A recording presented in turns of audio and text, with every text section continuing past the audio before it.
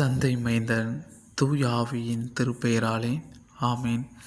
இந்த காலை நேர சிந்தனைக்காக திறந்துள்ளப்பட்ட திருமுறை பகுதி திருப்பாடல்கள் 52 திருமொழி. எழிலின் நிறைவாம் சீயோன் என்று ஒளி வீசி மிளர்கின்றார் கடவுள்.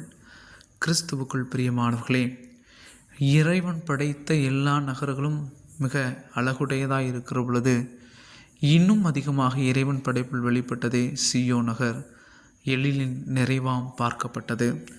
அப்படிப்பட்ட அந்த அழகிலிருந்து இறைவன் என்றைக்கும் ஒளி வீசுகிறவராக இருக்கிறார் என்பது இஸ்ரேல் மக்களுடைய நம்பிக்கையாக பார்க்கப்பட்டன.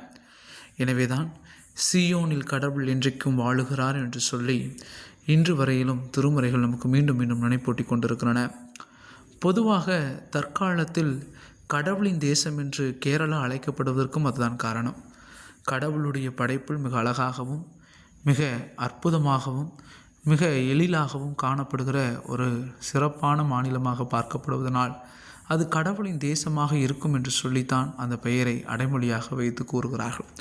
அதே போல் எழிலின் தேசமாக சீயோனை குறித்து கடவுள் சொல்லுகிற பொழுதும் தன்னை அங்கிருந்து அடையாளப்படுத்துகிற இஸ்ரேல் மக்களை குறித்து அழகாக பேசுகிறார். ஒருவேளை கடவுள் அங்கிருந்து எல்லோருக்கும் ஒளி வீசுகிறவளாக இருக்கிறார் என்பதை உணர்த்துகிறார். கிறிஸ்துவுக்குள் பிரியமானவர்களே, இறைவன் படைத்த எல்லாம் அழகுதான். ஆனால் எவர் ஒருவர் அதை தற்காத்து பாதுகாத்து வருகிறார்களோ அவர்களுக்கு இன்னும் அதிகமாகவே அழகாக காட்சி கொடுக்கிறார் கடவுள். எனவே கடவுள் நமக்கு கொடுத்திருக்கிற இந்த வாழ்வையும் அழகாக்கி ஆண்டவருக்கு சிறப்பாக்கி அந்த வாழ்விலிருந்து ஒளி வீசுகிறவர்களாக நம்மை மாற்றிக்கொள்ள அழைக்கப்பட்டிருக்கிறோம். நகரானாலும் ஊரானாலும் வீடானாலும் ஆண்டவருடைய ஒளி அங்கிருந்து வெளிப்பட வேண்டும் என்பது தான் இந்த திருமொழி அழகாக நமக்கு சொல்லுகின்றன. எழிலின் நிறைவாம் சீயோனிலிருந்து ஒளி வீசி மிளர்கின்றார் கடவுள் என்ற திருமொழிக்கேற்ப அந்த எழில் மிக்க காட்சியை இறைவன் நம்மோடு இருக்கிறார் என்பதை வாழ்விலும் செயலிலும் வழியிலும் வெளிப்படுத்துவோம்.